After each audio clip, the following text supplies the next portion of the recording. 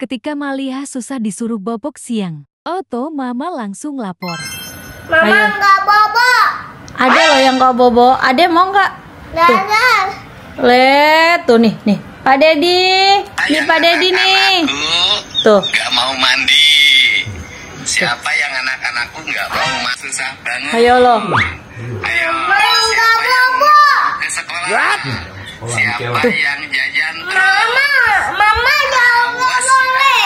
Ya mama jangan boleh main HP. Dek, nih Pak Dedi. Ada yang nggak mau bobo ini. A few moments later. Tadi Pak Dedi. mau bobo. Oh, mau bobo. Terus? Mau mama. Mau mama. Mau mandi. Mau mandi. Jangan dibawa ya.